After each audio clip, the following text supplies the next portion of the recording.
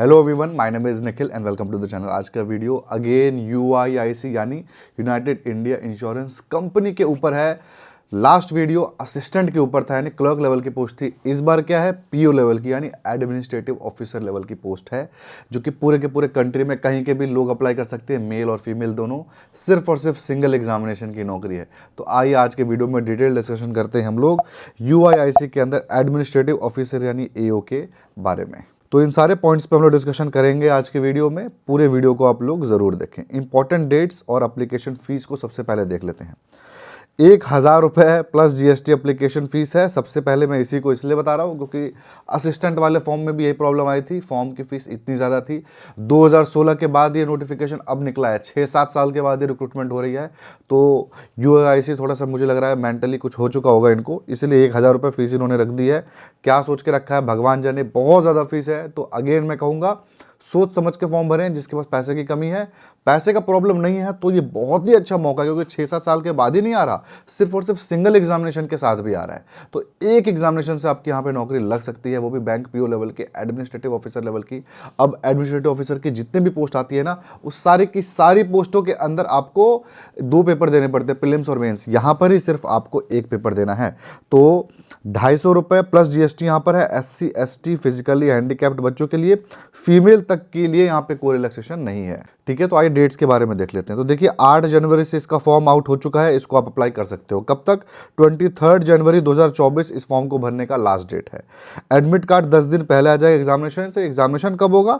तो फेब 2024 में आपका इसका एग्जामिनेशन होगा। इसीलिए मैं कह रहा हूँ जिसकी तैयारी चल रही होगी वही करे, जो काफ़ी समय से तैयारी स्टार्ट कर चुका होगा, पढ़ाई कर रहा होगा, वही इस फॉर्म को भरे, क्योंकि 1,000 रुपये फॉर्म में लगने वाले हैं आपके। और पैसे की प्रॉब्लम नहीं है तब तो आप डेफिनेटली भर सकते हो, ये मौका छोड़ने वाला मौका तो नहीं है।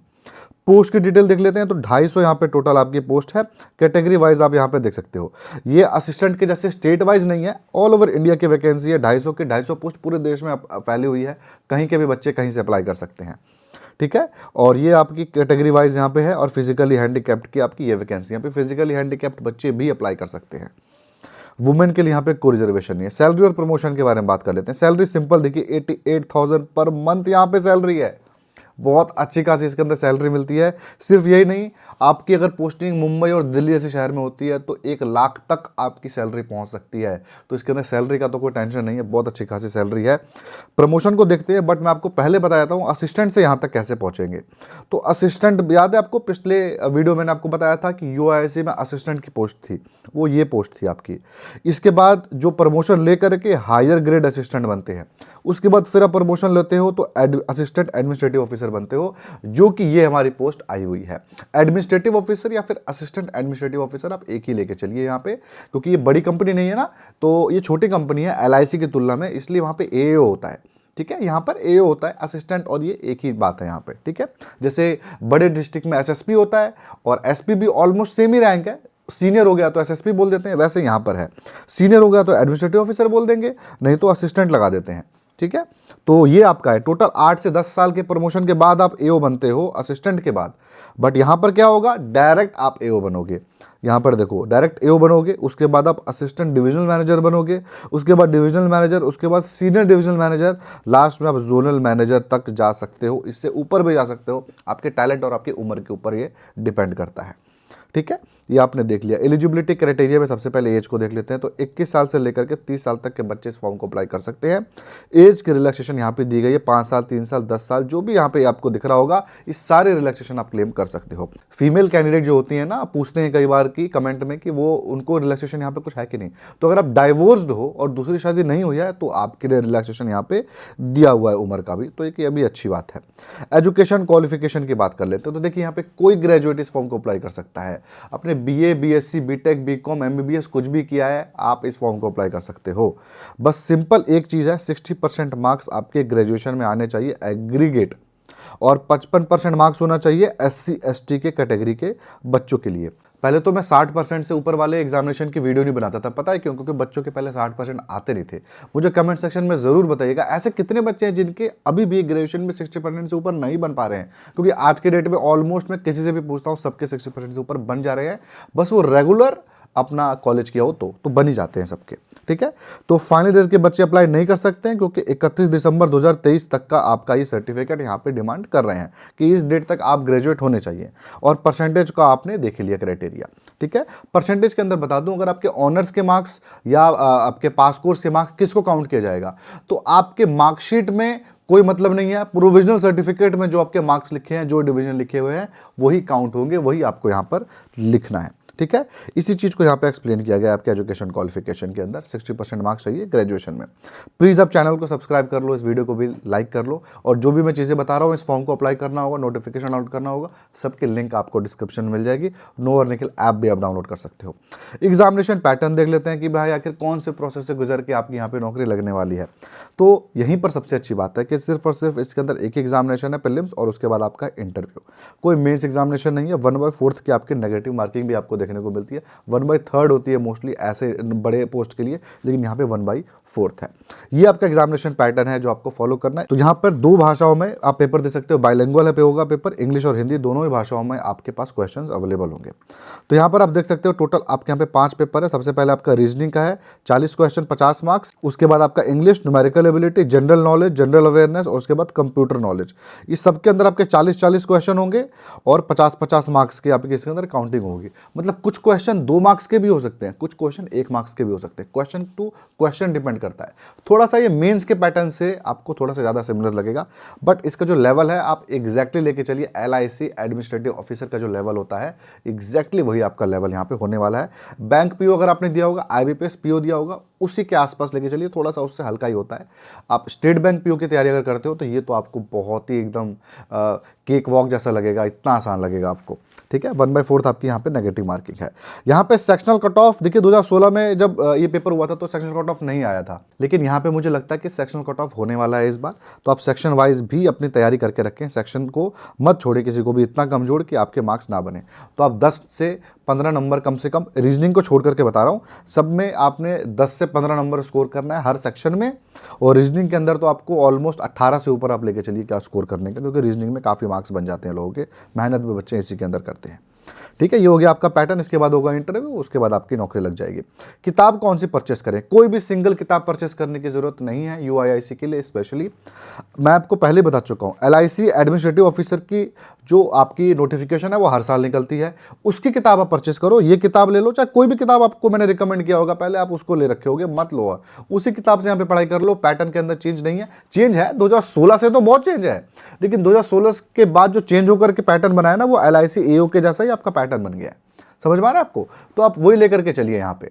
तो ये आपका LIC की जो किताब आपने ली है AO वाली, वो यहाँ पर भी काम आ जाएगी। सिंगल किताब ये वाली, और आपकी ये फाइनेंशियल ये वाली जो आपकी बेसिकली जो जनरल अवेयरनेस का पार्ट है ना, उसके अंदर फाइनेंस से रिलेटेड आपका स्पेसिफिकली इंश्योरेंस से रिलेटेड क्वेश्चंस आते हैं, तो वो आपका ये बुक कवर कर लेगा। ये बुक तो आप डेफिनेटली ले लेना अगर आप किसी भी इंश्योरेंस कंपनी के लिए तैयारी करते हो तो। इसके लिंक मैं आपको डिस्क्रिप्शन में दे चुका हूँ, आप ज़रूर देख सकते हो, ठीक है। ये कोई स्पॉन्सर वीडियो नहीं है, पैसे नहीं मिले मुझे। यहाँ नीचे लिखा आ जाएगा, अगर किसी में पैसे मिले होंगे ना, नीचे लिखा आ जाता है कि भाई ये स्पॉन्सर्ड वीडियो है। अब सरकार कानून बना चुकी है कि ऐसा आपको दिखाना पड़ेगा, तो यहाँ नहीं दिख रहा होगा कहीं पे भी आपको, इसीलिए वीडियो स्पॉन्सर नहीं है। मैं सच अपनी तरफ से आपको ये रिकमेंड कर रहा हूँ, ठीक है। ये हो गया आपका। उसके बाद आपको सिंगल किताब नहीं परचेस करनी है, भाई मुझे सारी बैंक की तैयारी करनी है, या फिर मैं रेलवे की, या फिर मैं SSC की देना चाहता हूँ, और ये तो मैं ऐसे ही भर रहा हूँ, तो आपको सिंगल किताब देखिए। बैंकिंग की तरफ रुझान है तो ये आप परचेस कर लीजिएगा। वर्बल नॉन वर्बल रीजनिंग आंख बंद करके परचेस करिएगा, बहुत अच्छी किताब है। वरना ये शॉर्टकट इन रीजनिंग परचेस करिए आप, अगर आपका रेलवे और SSC की तरफ ज़्यादा रुझान है तो। Fast track arithmetic again SSC railway वाले बच्चों के लिए। एसेंशियल क्वांट किताब वो बच्चे लेंगे जो कि अपना सोच रहे हैं। RS अग्रवाल के मैथ मत लेना, कुछ भी नहीं उसके अंदर कॉन्सेप्ट दिया हुआ है, आपके एसेंशियल क्वांट के अंदर दिया हुआ है, बल्कि उससे अंदर कॉन्सेप्ट इस फास्ट ट्रैक अर्थमेटिक के अंदर दिया हुआ है, तो वो मुझे अच्छी नहीं लगती है उतनी। एसेंशियल क्वांट आप ले लेना। कंप्यूटर की ये किताब आप परचेस कर सकते हो, ये किताब बहुत ही अच्छी किताब है, आंख बंद करके परचेस कर लेना, लिंक डिस्क्रिप्शन में अवेलेबल है। मेरे नो और निखिल ऐप में वैसे कंप्यूटर का PDF भी आपको ऐसे मिल जाएगा, आप वो भी डाउनलोड कर सकते हो। इंग्लिश के लिए दोनों ही किताब एकदम टक्कर के ऊपर है, आप किसी को परचेस कर सकते हो, जो सस्ती होगी कर लेना, लिंक डिस्क्रिप्शन में मैंने दे दिया है। उसके बाद ये किताब के बारे में मैंने आपको बता दिया था। एक ये मैगजीन आती है बैंकिंग क्रॉनिकल्स, इसके अंदर आपका सारा इंश्योरेंस और बैंकिंग सेक्टर के जीएस जो होते हैं ना, जनरल अवेयरनेस, करंट अफेयर्स, वो चीज़ें दी गई होती है। कंप्यूटर के अंदर भी क्वेश्चन इसके अंदर से फंसते हैं जो कि करंट अफेयर से रिलेटेड होते हैं। इस मैगजीन को आप ले सकते हो, ये ऑफलाइन मिलता है, आपके आसपास के किसी दुकान में पूछ सकते हो या फिर मंगवा सकते हो उनसे, वहाँ से आप परचेस करके पढ़ सकते हो। ये हो गया आपका सिलेबस, आप देख सकते हो एग्जैक्टली आपका असिस्टेंट का ले लो, इसका ले लो या फिर आप एलआईसी का ले लो, सिलेबस एकदम सेम है, एक ही तैयारी करनी है और कोर्स आपको लेने की ज़रूरत कोई नहीं है। अगर आपने एक कोर्स लिया होगा बैंक पीओ या क्लर्क का, बस वो एक कोर्स ले लिया आपने, सारे के सारे तैयारी उसी से हो जाएगी, एक्स्ट्रा कुछ भी आपको घुसने की ज़रूरत नहीं है। प्रीवियस ईयर पेपर्स बस लगा लेना अच्छे से, और प्रीवियस ईयर पेपर्स के अलावा आप मॉक टेस्ट, दो चीज़ लगा सकते हो। आपने टेक्स्ट बुक का पास अगर परचेस कर रखा होगा तो बहुत अच्छी बात है, सेल में मैंने आपको बताया था 180 रुपये मिल रहा था साल भर के लिए, वरना मेरा भी आप ले सकते हो, 100 रुपये में आपको मिल जाएगा यूआईआईसी का भी। कट ऑफ देख लेते हैं, तो 2016 का कट ऑफ देख सकते हो आप, आपके सामने है। इस वक्त का कट ऑफ देखने का बस मैं लगा दिया है, कोई फ़ायदा नहीं है उस वक्त के कट ऑफ का, इस बार का कोई तुलना नहीं होने वाला भाई, बहुत ज़्यादा कट ऑफ जाएगा इस बार। तो आपको कट ऑफ फिर भी मैं दिखा देता हूँ, यहाँ पे देख सकते हो आप 78 है जनरल के लिए कट ऑफ यहाँ पे, और जर्नलिस्ट वाली आप इसको देखिएगा क्योंकि ये आपकी स्पेशलिस्ट पोस्ट की भी यहाँ पे आई हुई थी, तो इसको छोड़ दीजिए। तो 78 आपका कट ऑफ था यहाँ पर, आप देख सकते हो। ओबीसी का 71 था, एससी का 77 था, एसटी का 64 था, तो आप इसको भूल जाओ, ये ऐसा कट ऑफ आपका नहीं रहने वाला। 2015 का आप देख सकते हो कट ऑफ ये था। तो ये पहले पेपर हुए हैं, उसके बाद छूट गए थे, अब पेपर दोबारा स्टार्ट हो रहे हैं, तो डेफिनेटली मुझे लगता है ये लोग रेगुलर लेंगे कुछ समय तक। तो ठीक है, इसके अंदर आपको मैंने बता दिया है कि आपकी कट ऑफ इससे मत देखिएगा, बहुत ज़्यादा कट ऑफ जाने वाला है इसके तुलना में, तो आपका कट ऑफ बहुत ही ऊपर जाने वाला है, ऑलमोस्ट डबल भी जा सकता है। ठीक है, कुछ आपके डाउट बचते हैं, क्या एक से ज़्यादा पोस्ट के लिए अप्लाई कर सकते हैं? बिल्कुल नहीं, एक ही पोस्ट के लिए आपको अप्लाई करना है। क्या डिफरेंट स्टेट से अप्लाई कर सकते हैं? कोई डोमिसाइल वगैरह कुछ भी नहीं है, आप कहीं से भी अप्लाई कर दो, एग्जामिनेशन सेंटर भी पूरे कंट्री में अवेलेबल है। और हाँ, एक चीज़ आपको बताना यहाँ पे ज़रूरी है, वो है बॉन्ड के बारे में। मैंने आई थिंक बॉन्ड का इसके अंदर डालना भूल गया। अगर आप इस याद रखिएगा ध्यान से, अगर आप किसी बड़े नौकरी की तैयारी करते हो, सोचते हो ये निकाल लेता हूँ, आसान है और इसको छोड़ के दूसरी कर लूँगा, ऐसा नहीं कर पाओगे आप। इस नौकरी को अगर आप ज्वाइन करते हो, ये 100% सरकारी नौकरी तो है ही, लेकिन आप छोड़ना चाहो तो भी नहीं छोड़ सकते, क्योंकि कम से कम 5 साल का ये लोग बॉन्ड भरवाएंगे आपसे। यानी 5 साल तक अगर आप छोड़ते हो तो आपने जितनी भी सैलरी ली होगी ना, वो सारी तो आपसे वापस लेंगे, ये साथ में 35,000 रुपये ऊपर से लेंगे। ठीक है, और आप केस वेस किए तो लीगल फीस अलग से लेंगे आपसे। तो आप ये बिल्कुल भी दिमाग में मत लेके चलना कि आपको ये नौकरी छोड़ पाओगे। पहले 1 साल या 2 साल में तो बिल्कुल नहीं छोड़ पाओगे, उसके बाद तो हो जाता है काम, लेकिन आप ये लेके चलना, आप यहाँ पे आते हो तो आप फंस जाओगे 1-2 साल के लिए कम से कम। आप बड़े किसी एग्जामिनेशन की तैयारी नहीं कर पाओगे, काम भी ज़्यादा होता है इसके अंदर, काम वैसे इतना भी नहीं होता है, थोड़ा ज़्यादा होता है, लेकिन आप पढ़ाई तो कर सकते हो, लेकिन अगेन ये प्रॉब्लम होगी कि आपको बॉन्ड वाला इशू करना पड़ेगा वो फेस। तो ठीक है, और आपका फाइनल ईयर के बच्चे अप्लाई कर सकते हैं क्या? ये नहीं कर सकते हैं।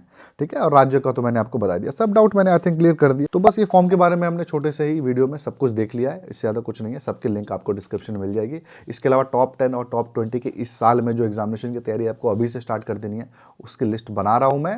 ऑलमोस्ट 7-8 एग्जामिनेशन बना चुका हूँ, 2-3 और बचे हैं, उनको बनाते ही आपका वो वीडियो अपलोड होगा। साथ में बेस्ट किताब की भी वीडियो बनाने वाला हूँ, जो कि पूरे के पूरे साल में क्या कई साल तक आपके काम आएगी। 1 ही 2 किताब बताऊँगा, उन्हीं को पढ़ के आपके सारे एग्जामिनेशन निकल जाएंगे। तो बस ये था आज के वीडियो में। आई होप आपको इस वीडियो से फायदा मिला होगा। फायदा मिला तो वीडियो को लाइक जरूर करें, कमेंट करें अपने डाउट को, और अगर आपको ऐसे और वीडियो देखने होंगे तो आपके चैनल को भी जो सब्सक्राइब करें। Thank you.